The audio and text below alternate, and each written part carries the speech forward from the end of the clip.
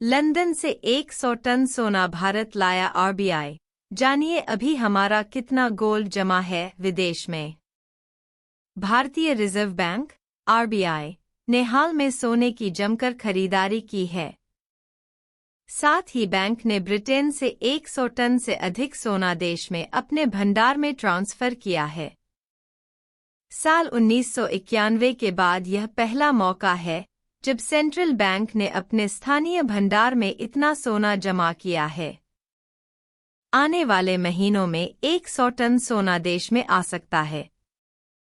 सूत्रों के मुताबिक देश के भीतर सोना जमा करने के लॉजिस्टिक कारण हैं।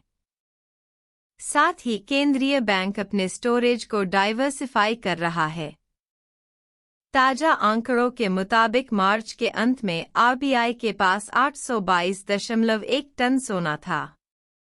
इसमें से 413.8 टन सोना आरबीआई ने विदेशों में रखा है। पिछले फाइनेंशियल ईयर में आरबीआई ने अपने भंडार में 27.5 टन सोना जोड़ा था।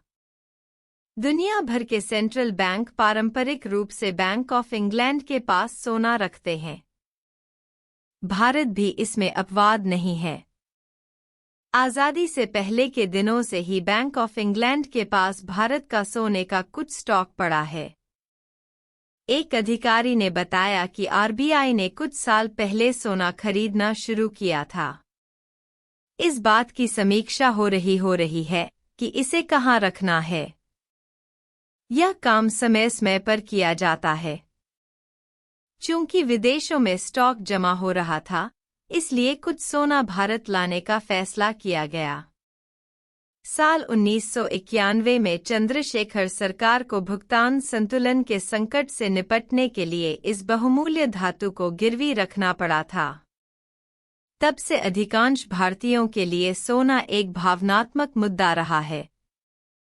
कैसे भारत आया सोना?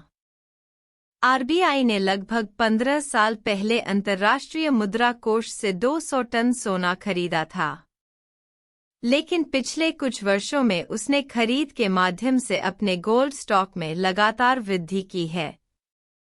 एक सूत्र ने कहा, यह अर्थव्यवस्था की मजबूती और आत्मविश्वास को दर्शाता है, जो 1991 की स्थिति से बिल्कुल विपरीत है। लेकिन विदेश से 100 टन सोना लाना एक बहुत बड़ी लॉजिस्टिकल कवायद थी। यह मार्च के अंत में देश में मौजूद गोल्ड स्टॉक का लगभग 1/4 है। यही वजह है कि इसके लिए महीनों की योजना और सटीक निष्पादन की जरूरत थी। इसमें वित्त मंत्रालय, आरबीआई और सरकार की कई संस्थाओं और स्थानीय अधिकारियों के बीच समन्वय की जरूरत थी। सबसे पहले आरबीआई को देश में सोना लाने के लिए सीमा शुल्क में छूट मिली। इस तरह केंद्र को इस सॉवरेन एसेट पर रेवेन्यू छोड़ना पड़ा।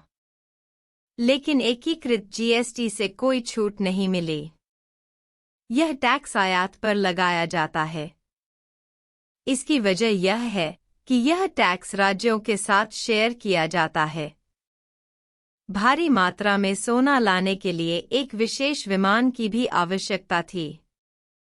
इसके लिए व्यापक सुरक्षा व्यवस्था की गई थी। इस कदम से आरबीआई को स्टोरेज कॉस्ट में कुछ बचत करने में भी मदद मिलेगी। इसका भुगतान बैंक ऑफ इंग्लैंड को किया जाता है। हालांकि यह राशि बहुत अधिक नहीं है। देश के अंदर सोना मुंबई के मिंट रोड स्थित आरबीआई की पुरानी बिल्डिंग के साथ साथ नागपुर में रखा जाता है।